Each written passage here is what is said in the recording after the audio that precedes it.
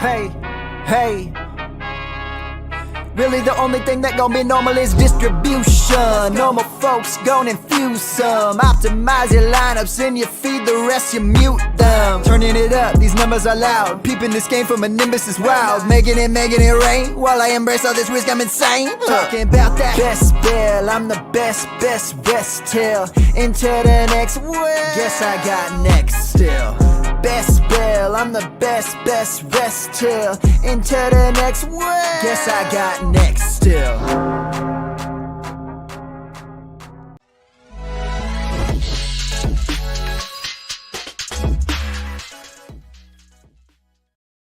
And welcome to the Bestball Fantasy Football Podcast and live stream. I'm Bradley Stalder. Tonight, we're going to have a lot of fun talking about some roster construction. When you're drafting your Bestball team, it's so important that you set up your team for success. You've got from September to January to weather the NFL season storm. You have to manage injuries. Games are canceled. Weather.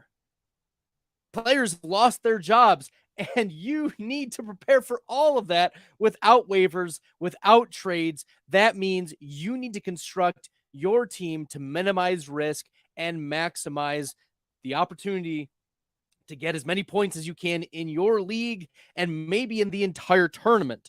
So when you are drafting, you're not drafting necessarily for the most optimal lineup that's possibly possible, but you are drafting to be better than your league mates and those who don't have a grasp of roster construction and identifying, as one of my friends, Todd Burrows likes to say, identifying the bumpers, then you're going to be in a lot of trouble. But we have data to support the ways in which we think about constructing our rosters for best ball, especially in these Best Ball Mania 4 tournaments. We have data from Best Ball Mania 3. I'm going to share some of that with you. I'm also going to share some of the works of Hayden Winks and TJ Hernandez in this live stream. So I want you to be paying close attention to how have you been drafting, to what changes do you need to make in your drafts as you're moving forward, because there's a lot of green grass between now and the beginning of the season. You can make changes to your drafting strategy. That's why I'm having this weekly podcast. If you haven't checked out the other ones, I talk about reasons why you shouldn't be reaching on players. I talked about the importance of ADP and lots of other topics that you'll be able to see here in the Best Bell podcast. And there's more to come this off season. In fact, I'm working on getting some people to draft together with me. So I'm excited for what the summer is in store for Best Ball Fantasy Football on Player Profiler. But before we get into tonight's topic, I want to share a little word from the man himself, Matt Kelly. Let's take a moment to talk about Underdog Fantasy. Now, many of you have already signed up. Thousands have signed up from Player Profiler already over the years. Underdog has supported us since 2020. Much of what you see on Player Profiler is because of Underdog, because of their support. Get the Underdog app, plug in that promo code Underworld. I used to play Underdog just for the best ball drafts. I mean, the best ball drafts are amazing. These draft rooms fill so quickly, and you can win life-changing money. You want to take advantage of all the sleepers we talk about on this show? Well, what better place than in an Underdog draft room to do that? And I recommend taking your Underdog play to the next level by diving into their NFL pick'ems. It's important to correlate those NFL pick'ems. You can pick both the quarterbacks and the wide receivers to exceed expectations. Correlate them, and you can 5x your payout. Bada bing, bada boom. Underdog Fantasy, the promo code is Underworld. For an instant deposit match up to $100. Underdog is the truest friend of the Underworld. That's right. Check out Underdog Fantasy. Use promo code Underworld. Today, we're going to do a couple things. We're going to talk about top risers and fallers over the past week. Then I'm going to get into, as promised, the strategy lesson for today. And then last, I'm going to evaluate some of the best ball teams that have been submitted to me over the past couple weeks. There were some that were submitted last week that I did not get to. We're going to get to a couple of them tonight. First and foremost, we're going to talk about the top risers from this past week. And this is not total points. Some places, some websites will be tracking how much a player changes in positional spots. And that may be important for identifying players that have moved. But what's more important for me is identifying players relative to their previous ADP. And these are the three biggest risers relative to their previous ADP, because the movement of a player in the first round by one spot, that should matter more than a player who moves 5 spots of ADP, but is being drafted in round 12, right? That's how I'm looking at this. Is it matters more. We're going to be looking at players' movement who may be overlooked if you're just looking at pure the amount of spots ADP movement. That's why Austin Eckler comes in at number 1 this week. He jumps from 11th overall. Sometimes he was falling into the second round to the 9.7. And for reference, that is a jump of nearly 15% of ADP since last week. That's massive. Over the last couple of weeks, Eckler has jumped 5% and 1.7%. So Eckler continues to rise. And this, I think, is due to the contract extension. It makes sense, right? The contract is settled. He's got a little bit more incentive to be playing for the LA Chargers. We know their offense is going to be very good this year. So Austin Eckler continuing to rise. As much as we like the addition of Quentin Johnston, there wasn't any real addition to the Chargers backfield. It's going to be the Austin Eckler show here in 2023. And he has firmly cemented himself in that running back, mid-pack running back 1 territory. It wouldn't surprise me if Eckler bumps out Bijan Robinson, by the time we get to July. By the time we get to July, it would not surprise me if Eckler gets there. But for now, he's still behind Bijan Robinson in ADP, but he's been on the rise over the last 3 weeks. The next biggest riser is Marquise Hollywood Brown. Hollywood Brown is actually coming off of 2 weeks straight where he was dropping. But now, because of the DeAndre Hopkins release, Marquise Brown has jumped 8 spots in the last week. That's nearly 11% of his previous ADP. Hollywood Brown is a target earner. We saw double-digit targets in almost every game that he played when Hopkins was not on the field and Brown was. So I foresee Marquise Hollywood Brown putting up mid-pack wide receiver 2 numbers if Kyler Murray is in the lineup. If Kyler Murray is not, then we're going to see a downward fall once again for Hollywood Brown. But I think getting into, round 7, into round 6, I think round 6 is just fine for Hollywood Brown. Once we get into round 5 is where will raise my eyebrows about Hollywood. But for right now, I'm okay with him continuing to rise. He's going to be the lead target getter.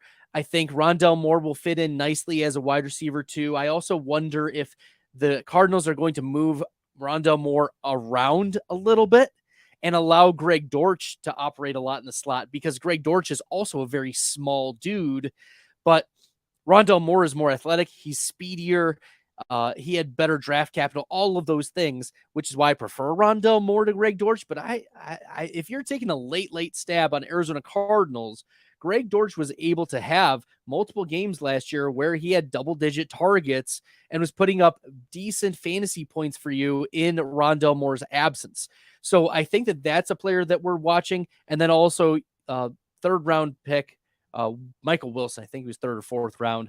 Nevertheless, middle rounds pick, wide receiver Michael Wilson is also someone to be keeping on the lookout here in the Arizona Cardinals wide receiver.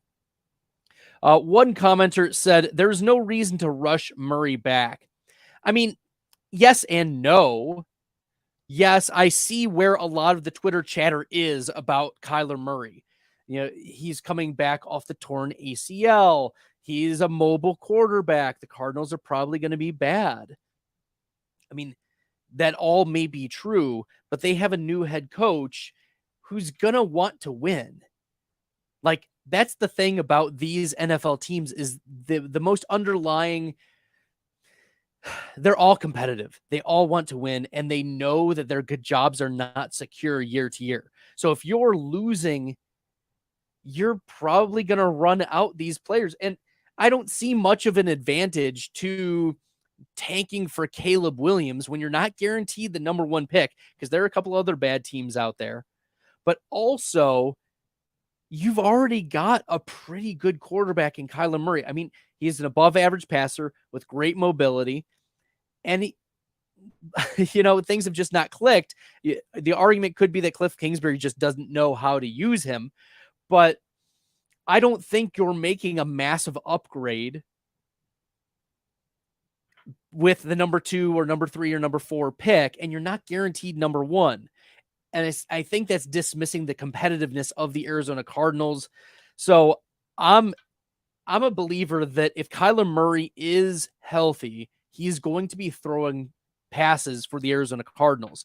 Now, if we look at the history of those quarterbacks who are coming off of ACL tears, like Robert Griffin III, Carson Wentz, you talk about Joe Burrow coming off the ACL tears, all of them came back and were okay for fantasy the next year. And it took a little bit for them to come back. They weren't as mobile. So I think you have to discount Kyler Murray's mobility pretty significantly, like cut his rushing numbers in half. I think that would be what you need to do if Kyler Murray comes back.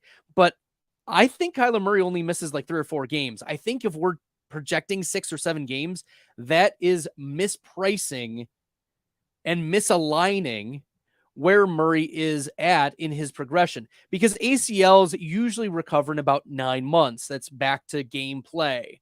And Kyler got his surgery in January, the first week of January. So fast forward, that's week 1. So he's going to bump right up to week 1.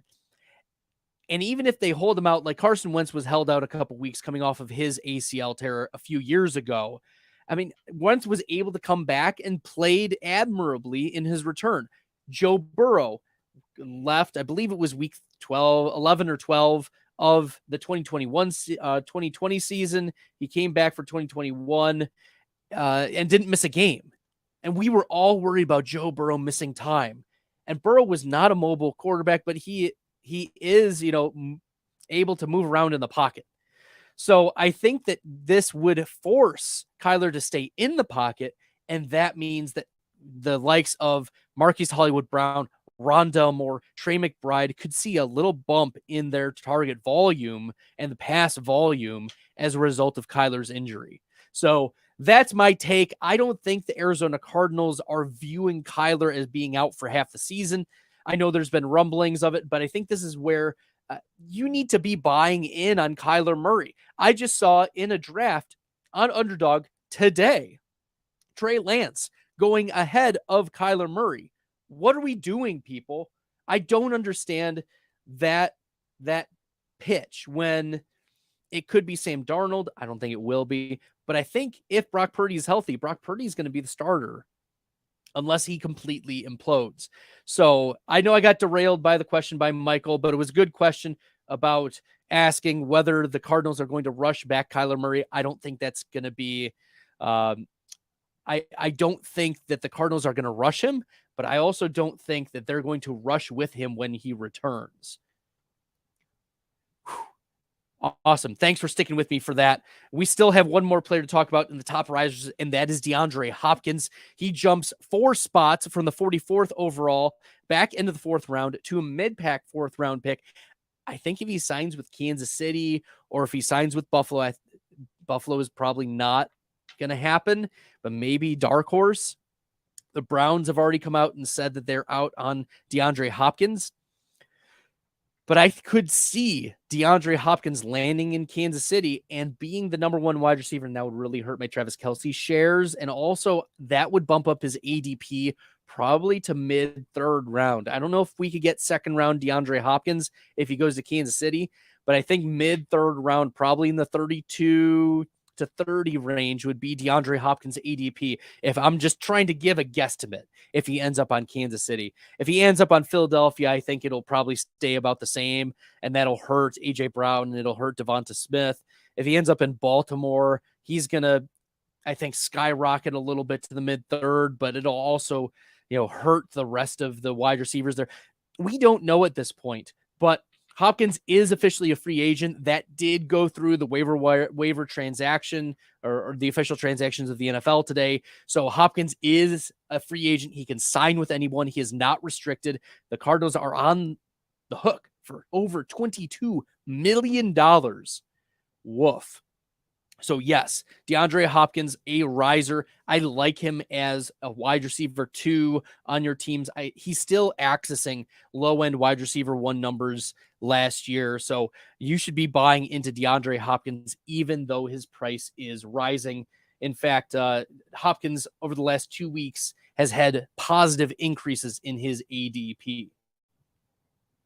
Let's now shift gears to Fallers. The furthest faller since last Tuesday, because I do this live stream podcast every Tuesday on the Player Profiler Network. And we have a reigning king, Josh Allen. Once again, the furthest faller over the last week. In fact, Josh Allen fell, what was it? Let me pull it up here. Negative 9.5%. Josh Allen falling from 21 overall to 23 overall. This is the 4th straight week that Josh Allen has fallen 7% or more. Wild, wild stuff. But it's also not surprising. I talked about this on the last podcast. Josh Allen is secure. We know what he is. 35 to 40% of the time, he's going to give us a top 5 quarterback week. We know that's what we're going to get. But this is a sign of an overall trend of quarterbacks. You'll notice second here, the furthest faller is Jalen Hurts. Hurts has dropped only 2 spots, but that is negative 9.1% of his previous ADP. And Hurts has fallen each of the last 3 weeks. So we need to be noticing this overall trend. Oh, it's not Josh Allen. It's not just Jalen Hurts. It's also Justin Fields, who's not listed here. He's number 4 on the list. Justin Fields has fallen 4% or more each of the last 3 weeks. Kyler Murray has fallen at least 2% each of the last 3 weeks. Joe Burrow has fallen each of the last 3 weeks. Trey Lance has fallen each of the last 3 weeks. Patrick Mahomes has fallen each of the last 2 weeks. Jimmy Garoppolo has fallen each of the last 3 weeks. We've seen just quarterbacks fall and fall. And I talk about this as a general trend, like a macro trend. We're pulling out and viewing quarterback ADP. Why is this happening? We are getting more certainty about other positions. We are getting more certainty and more information about, for instance, the Arizona Cardinals wide receiver position. We are getting more information about Breece Hall and his leg and his knee. We're getting more information about everything. And we're willing to take more risks because we are closer than we were in February and March to the start of the season. The most stable assets are our quarterbacks. And if we can afford to take some risks and find our my guys, and also the research is coming in and the projections are coming in, and people are starting to have stronger opinions and dive into the data that we had from last year, we're going to start to notice that those things are coming into play for this is my guy in the second round. This is my guy in the third round. And it just so happens that these elite quarterbacks who do put up tier-breaking performances hang out in the second and now third rounds. Heck, I just drafted Jalen Hurts in the third round in a DK draft. Okay, so yes, Jalen Hurts, Josh Allen, all falling. Same thing with Joe Burrow. Garoppolo, Daniel Jones has dropped each of the last 3 weeks. So you're seeing Dak Prescott has fallen each of the last 3 weeks. Kirk Cousins has fallen each of the last 3 weeks. Quarterbacks overall are falling. So be willing to take it. Don't draft quarterbacks at ADP. Allow them to come to you in these coming drafts, because quarterback ADP is still settling. That's my recommendation as we are moving forward. Finally, Bijan Robinson. I know we're getting a little ticky-tacky here. He's only dropped 0.6 of a spot, but that is negative 8% of his ADP. And this is probably some people now willing to take Austin Eckler ahead of Bijan Robinson as the running back 2.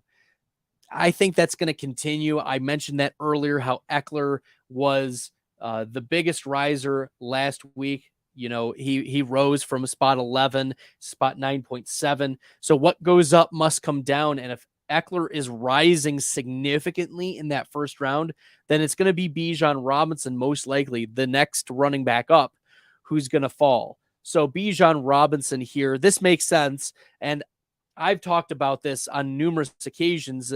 Bijan Robinson should not be your running back 2. He's a safety blanket. And you're not taking a safety blanket in the first round, right? You're not taking safety. You're taking, I want to win my entire league. And I'm not convinced that Bijan Robinson, given the offense of the Atlanta Falcons, that Bijan Robinson can do that in that environment. So take that for what it is. I'm going to talk about all of these players more as we go on with the season.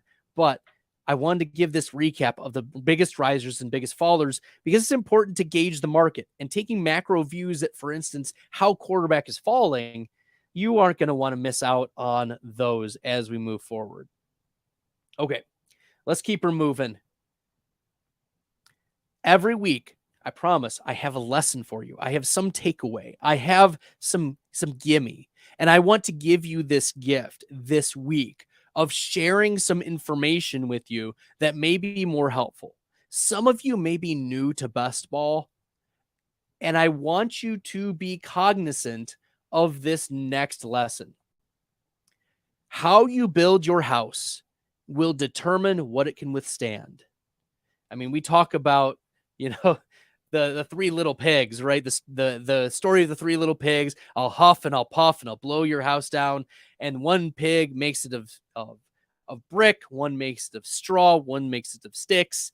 And the big bad wolf comes and he blows down the house made of sticks. He blows down the house built with straw, but he does not blow down the house built of brick.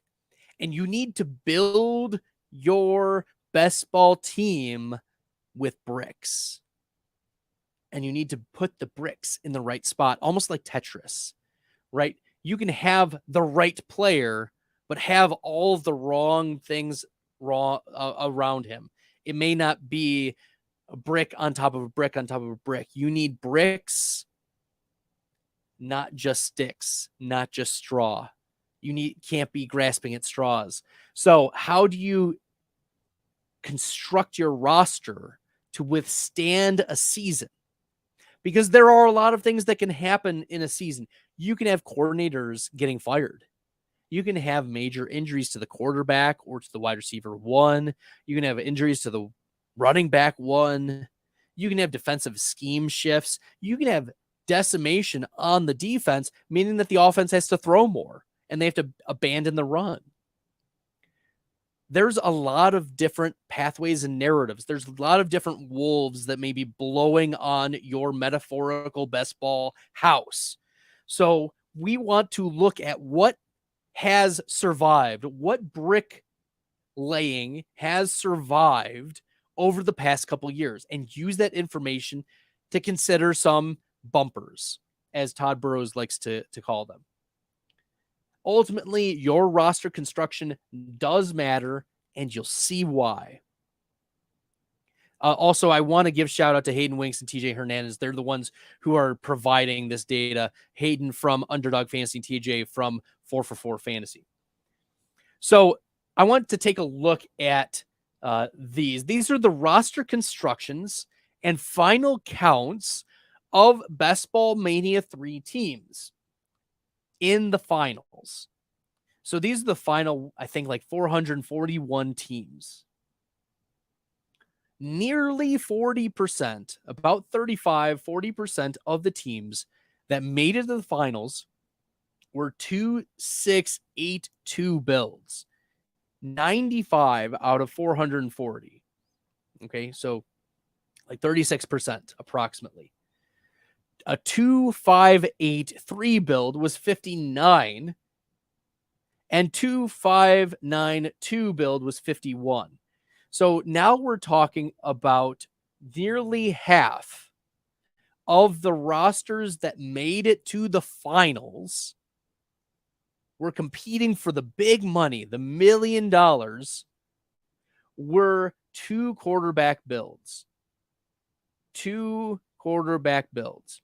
And they either had 5 or 6 running backs and 8 or 9 wide receivers with 2 or 3 tight ends.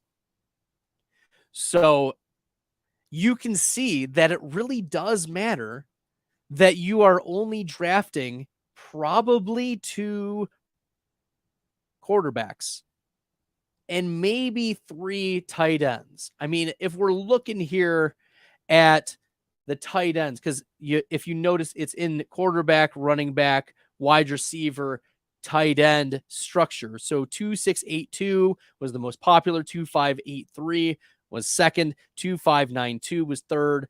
Fourth was 2-6-7-3. So a more balanced approach. And a 3-5-8-2 build, another unique approach, were also there. It wasn't until we got to the 5th most popular build that we saw 3 quarterbacks. But as we'll look all the way at the bottom, what didn't work? What did not work? Like, that snuck through. You had a 1 in 400 chance. Like, if you made the finals, it was 1 out of 400 for a 4-6-6-2 build. Like, quarterbacks, drafting 4 quarterbacks was probably not the way to go. A 4-5-8-1 build, only 1 team made it through. A 4-5-6-3 build, only 2 made it through. 4-3-8-3 build. There is no reason for you to be taking 4 quarterbacks in building and constructing your rosters for Best Ball Mania. Now, another one that snuck through is hyper fragile. There was only 1 of these 2-3-11-2 builds. You cannot go too heavy on the wide receivers and ignore the running backs, because running backs are very, very fragile.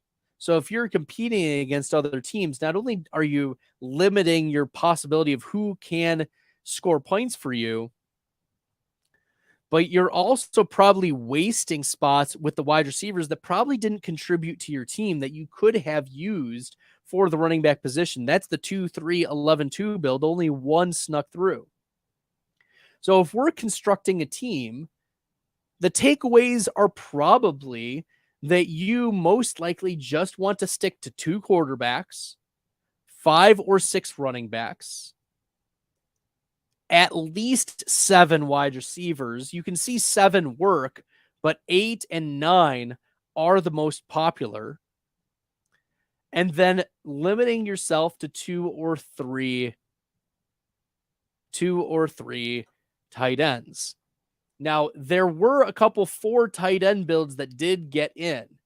And I don't have the stats pulled up, but there has been chatter brought up by TJ Hernandez and others in the Best Ball streets about how 4 tight end builds are rare and have actually been very positively included in making it to the finals. Probably because not a lot of teams draft 4 tight ends. But also, if you're drafting 4 tight ends, it's probably that you are drafting 4 late tight ends. You're probably drafting in rounds 15, 16, 17, 18, and just taking shots. Because as we're building a team, you know, the tight end position is one that's not going to be scoring a lot of points for you. In future podcasts, I'll be talking about the breakdown of what it takes to be a top 5, what it means to be top 10, what it means to be top 18, what it means to be at least a flex play for your teams, and how you should be viewing players, like in your player takes and their ranges of outcomes. And if you miss out on a Travis Kelce or miss out on a spiking Mark Andrews, then you're probably as good of a shot to get, a spike week in week 17 from one of 4 tight ends than from just your average Joe, your Cole Kmet or your Pat Freiermuth. Like, sorry guys, like those are usually like nice floor plays, but ceiling plays. I mean, Cole Kmet had a whole season where he didn't score a touchdown. Now, last year he scored 9, but at the same time, we're looking at the Bears team who brought in a lot of pass catchers, and we can't have a lot of confidence with that. So this one is provided by TJ Hernandez. Then we're going to look here at playoff advance rate over expectation. Over expectation all 3 years. So we're looking at what made it to the finals or what made it to the playoffs more often than your 2 out of 12, your 1 out of 6, your 16.6667% increase. So over expectation all 3 years was our 2673 build, our 2682 build, 2583 build, and our 3573 build. It seems across the board, the 2673 build was significantly higher than all of the others. But in BBM2, we saw a 2583 build advance over expectation nearly 3%, which is massive edge. So all 3 of these seem to be viable builds. The 2673, 2682, 2583, and 3573 builds. What do you notice about all of these? It's most likely that you're going to be drafting 2 quarterbacks, and most likely that you're going to be drafting 3 tight ends. If that's the case, those are 5 of your 18 spots. You have 13 spots to then mess around with. Is it going to be 6 and 7? Is it going to be 5 and 8? Or are you going to take a 3 quarterback, 3 tight end, then limit yourself to 5-7? Or are you going to take a 3 tight end build and go 2-5-8-3? One other thing you should notice, you're not drafting more running backs than wide receivers. You're going to be drafting more wide receivers. Now, this makes sense in 2 respects. One is that you're starting 3 wide receivers in Best Ball Mania 3. So you're going to need to fill those spots. You're only starting 2 running backs. So you only need 2 running back scores to hit. But because you're needing to draft 3 or you're needing to start 3 in your lineup, you're probably going to need more. Secondly, is the fragility of the running back position. Running backs are fragile. I talked about this in one of the previous podcasts. Check it out in the podcast playlist where I talk about the fragility of the running back spot and their ADPs and how they shift so much. So if we're looking at limiting your exposure to fragility and limiting your exposure to risk, wide receivers are going to be less overall risky, and you need more of them. So that probably means you should be drafting more of the wide receivers. Yes. So that also makes sense. Those are some observations you need to be having as we're going through identifying these roster constructions. Now, what hasn't worked? Well, these are 6 constructions that have not worked any one of the 3 years the Best Ball Mania from Underdog Fantasy has been out. The 3-5-8-2 build, 3 quarterbacks, only 2 tight ends, has not paid dividends. The 3-4-8-3 build, So heavy on quarterbacks, heavy on tight ends, fragile running backs, probably not getting there. The 2-8-6-2 build, so running back heavy, ignoring wide receiver. The 2-8-6-2 build has not returned dividends. The 3-4-9-2 build, so very fragile running back, has not paid off. Only 4 running backs and you're starting 2 of them. Oh, and the flex play. Yeah, that's really limiting yourself. So you're hoping that the 9 wide receivers are able to come through for you, but you're probably needing to spend one of those quarterback positions on another running back, is what this is noticing. The 3-7-6-2 build is more running backs than wide receivers. We've already seen that be a folly. And the 3-3-10-2 build is just too many wide receivers when you need running backs. One last point. If you limit yourself to 3 running backs, then you're also playing the roll of the dice with the bye weeks. Bye weeks are a whole other lesson. It's in the queue to talk about, so it's in the future podcasts and live streams here on Bestball Fantasy on Player Profiler. But bye weeks bite you in the butt. They really do. And especially if you have a lot of players who have shared bye weeks. Now, the comeback is, well, what about the stacking? Well, if you're going to stack, you need to be cognizant that the other stacks are probably not going to be on the same bye week. Which is why when you're going with a 2-8-6-2 build, you need to make sure that your bye weeks are not matching up. You cannot afford to take zeros at any of those positions. And especially a 0 at a quarterback position. You can sneak by with zeros for 1 week in like a tight end position, but you cannot make that up if you take a 0 at quarterback. Quarterbacks typically score around 18 points. The top 5 quarterbacks score about 24 fantasy points per game, 25 fantasy points per game. And so if you're missing out on a quarterback, you're already down about 20 points from trying to compete.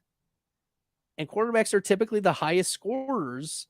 You know, if you're getting a top 5 quarterback scores more than the top 5 running backs or wide receivers.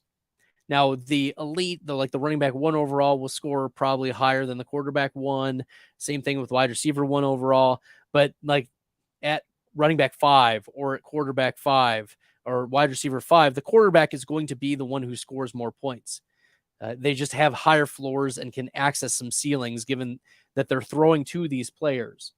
So when we're talking about bye weeks, there is a fragility aspect to the bye week that can play a part, especially if you're stacking here. So all of this is in the context of, yes, like we're only looking through the lens of this roster construction. We'll talk about bye weeks. We'll talk about other aspects or views, but just looking through roster construction, knowing that the bye weeks can come into play, you just don't want, especially in your fragile builds, overlapping bye weeks. All right. A couple more graphs I want to show. This one is from Hayden Winks. This is from Bestball Mania 3. When was it optimal to draft running backs in 2022? He makes a few notes, and I want to share these notes with you. The first note is that 0 running back was optimal from rounds 1 to 6 in Bestball Mania 3. As you'll notice, the red line is above, your at, what is that, 1,500 points. So a little over 100 points a week. Okay, about 107 points a week. And the red line of his 0 running backs scores more than that through the first 6 rounds. Now it starts to dip at round 7. So you're starting to notice a difference if you go 0 RB through 7 rounds. If you go through 8 rounds, it's really suboptimal. And through 9 rounds, it's even worse. You really don't have a lot of teams going 0 running back through 10 rounds. You just, according to this, there weren't 300 teams who did that. But we can imagine that it would be extremely suboptimal. based on the trajectory of the line. One running back would not be bad in rounds 2 through 5. So if you take 0 or 1 running back through rounds 2 through 6, that's fine. That's kind of the takeaway. 2 running backs through round 3 were about average. Okay, about 1,500 points. Now, a couple other notes. 0 RB tanked, as I mentioned, in round 7 through 8. It was optimal to have 3 to 5 running backs by round 13. So you can take some late shots on running back. That is fine. But you need to have your core 3 running backs probably by, around round 9, 10, 11, 12, even into round 13. Then finally, it's basically never optimal to have 8 or more running backs. You just can't even get to 1,500 points if that's the case. That is this little bit right here, significantly below even 1,400, 1,475 points. And then it is optimal to have 5 or 6 running backs through round 18. So 5 or 6 running backs, that is fine. So what does this mean for roster construction? It's not only which bricks do you lay, but where do you lay them, right? Do you lay 2 or 3 quarterback bricks? Do you lay 5 or 6 running back bricks? Do you lay 7 or 8 wide receiver bricks? Do you lay 2 or 3 tight end bricks? And it's also, when are you laying them? When you're constructing your best ball house, using the analogy of the wolf, is the wolf going to be able to blow it over really easily? Well, based on this data, 0 running back and anchor running back seem to be the best way to lay your running back brick in the early drafts. Okay. Then Hayden brought up this chart, and it was, when was it optimal to draft wide receivers in 2022? Well, it seems that early wide receiver dominated in 2022. And then if you don't have a wide receiver through round 6, you're done. Like, you can't go 0 wide receiver. You need to be laying wide receivers early and often in Underdog. And that's partly because of the 3 wide receiver start. And it's partly because that's what everyone else is doing. You have to read the market. You have to know that other people are going to be wide receiver hungry as well in the best ball streets on Underdog. There have even been some graphics brought up by Michael Leone, I believe, of ETR, where he showed the differences of ADPs on FFPC and Underdog and other places. So he compared them, and it's clear that the wide receivers in Underdog are being just pushed up. So it's optimal to have 3 to 6 wide receivers through round 7. You can't just go 0 running back or 0, everything else through round 7. You need to have like a running back or tight end. Maybe you're going Kelsey in the first round, and then you go wide receiver, because those wide receivers, if we think about it, the top wide receivers are giving us 50 to 60% of the time making at least a flex play for you. So if we get 3 of those wide receivers, we're in good shape for making sure not only are we getting a nice floor, but what if that player not only gets a flex play level entry into our lineup, but also can get us maybe wide receiver 2 level or even wide receiver 1 level accessing ceiling. So you need to almost peg like, all right, this is my wide receiver 1. This is going to be my wide receiver 2. And this is a guy who can, the next player, maybe he's going to be a guy who rotates in my flex play or as my wide receiver 3. So Hayden also said, if you have 0 to 2 wide receivers through round 10, it's not even worth it to draft. You can't be going 0 wide receiver at all, but it is optimal to have 4 through 7 wide receivers, 7 wide receivers through round 13. And 3 wide receivers at least through round 7. You probably need more than that, though. At minimum 3.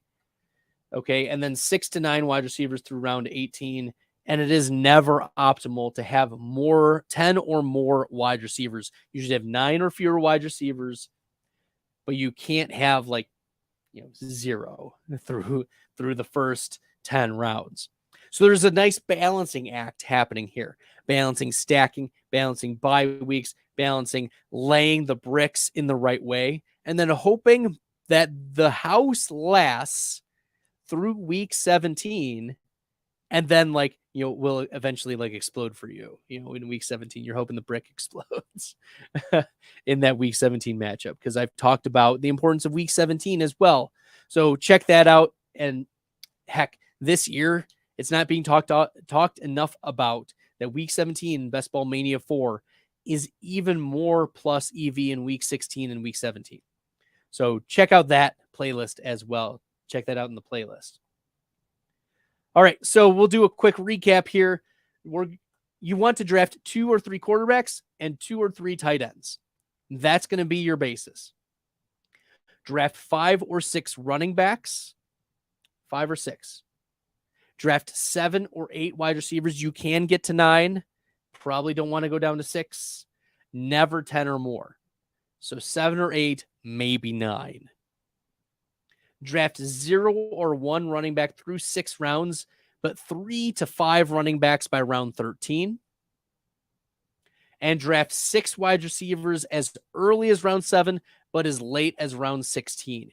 You'll be fine, but you need to make sure you get your wide receivers early and often, especially in Underdog.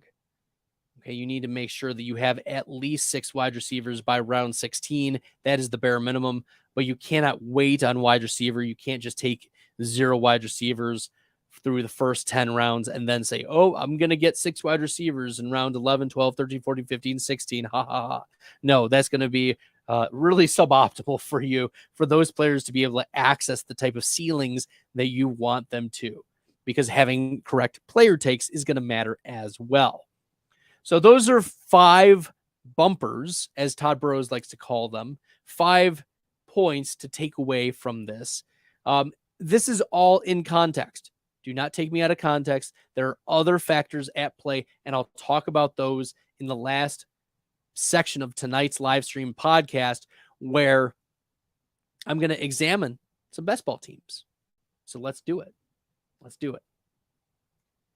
Part 3, analyzing best ball teams. I grade on a rubric. This is for those who are new. If those who are returning viewers, you know how the drill goes. I evaluate your player takes an upside. I talk about stacking, your team structure, how you drafted versus ADP, and your week 17 correlation if applicable. And once again, I'm a tough grader. I'm real tough. So if I think something is an F or a D, it's going to be bad. But I'm a teacher at heart. What can I say? I'll be a tough grader for you. Hopefully this makes you a better best ball player. All right, let's take a look at this one. Ma the Meatloaf FK gives me a DK team, and that's going to be led by Tua Tagovailoa, Breece Hall, James Cook, Tyreek Hill, Jalen Waddle, Keenan Allen, Darren Waller, Terry McLaurin, Anthony Richardson, quarterback on the bench, Rashad Bateman, wide receiver on the bench, Dalton Kincaid as the backup tight end, Raheem Mostert, Ezekiel Elliott, Jalen Warren, Alec Pierce, Tyjae Spears, Chuba Hubbard, Tank Dell, Cedric Tillman, and Zach Evans. I give the player takes an upside an A. I like the upside of this team. I think even though Zeke is a free agent, wherever he lands, he's going to gobble up some useful weeks. So I don't mind his dusty butt being on this team, given Breece Hall, James Cook. I don't hate James Cook. I'm not a James Cook hater. He's got high efficiency. He'll sprinkle in some running back 2 weeks. I think the only downfall of this team could be if Breece Hall is not recovered at the pace that it could be. But I love Breece Hall's upside if he returns to full form. I mean, he could be the running back 1 overall. If Breece Hall did not tear his ACL, he'd be arguably the 1.01 for 2023. So I like this player takes an upside. It's we'll talk about other aspects of this team here shortly, but I like the Tyreek Hill. I like the Jalen Waddle, Keenan Allen as your wide receiver 3, Terry McLaurin as your flex play, Rashad Bateman as a possible rotating flex player wide receiver 3. Yeah, I like the player takes an upside of this team. Stacking, B+. We see the Tua, Tyreek, Jalen Waddle stack. That's beautiful stack. We can't be upset at that. And then there's also the Anthony Richardson, Alec Pierce stack, which I don't hate either. I just wish that maybe there was a little bit more of the late stacking. Like, could you consider instead of Cedric Tillman, possibly Braxton Berrios?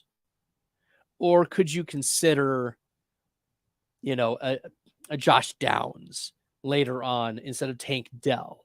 I don't know if that would work out well with how the ADPs and the draft went in this one. I would have to see the draft board, but that's why it's not quite an A, because I think there are a couple other pieces that might have been useful for this team in the stacking arena. Team structure A.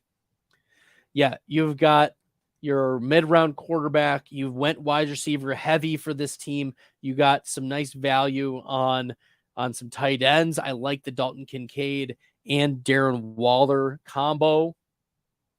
So this is a 2-2 team, right? 2 quarterbacks, 2 tight ends. And then just sprinkle in a lot of other running backs. Jalen Warren was a nice pick.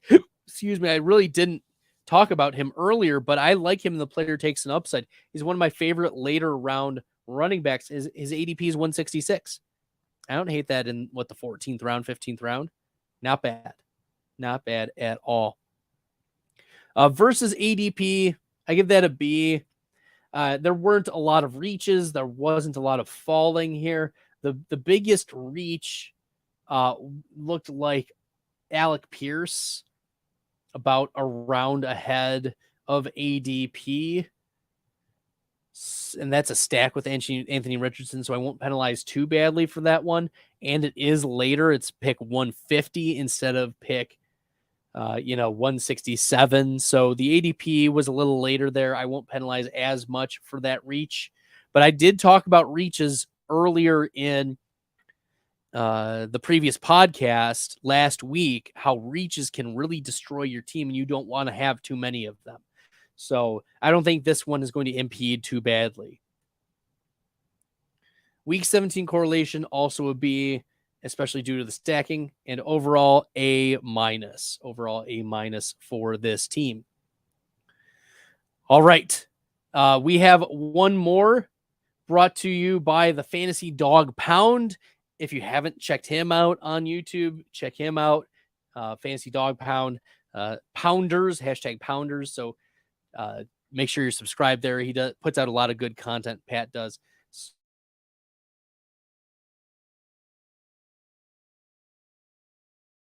So let's take a look at this team here. Okay. Went a little earlier than I wanted. All right. Player takes an upside. I gave this one a B. And it's partly that I don't like Donovan Peoples-Jones. And I don't like Rachaad White. Donovan Peoples-Jones is one of the worst PFF graded wide receivers in the NFL, at least among those wide receivers who had 80 or more targets last year. He's just bad. And Rachaad White is also bad at running the ball. So I like his comeback with James Conner. I do like that. I like Anthony Richardson. I like Kirk Cousins. I like Matt Stafford, especially stacking with Cooper Kupp. We'll talk about the stacks here in a little bit. I like the George Kittle pick. Rashee Rice really late. Don't hate that either. DeAndre Hopkins as your wide receiver 3 looks really nice now and could look even better in the coming weeks.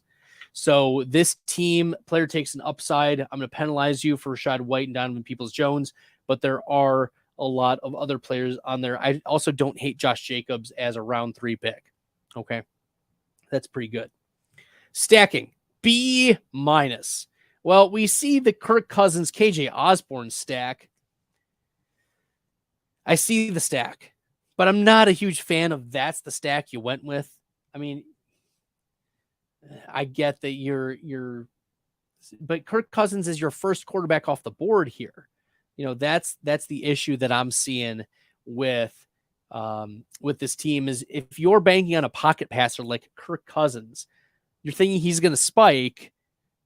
I mean, it is more than a round after ADP, and that is a value, but the stacking is weaker than I would want with my number one quarterback.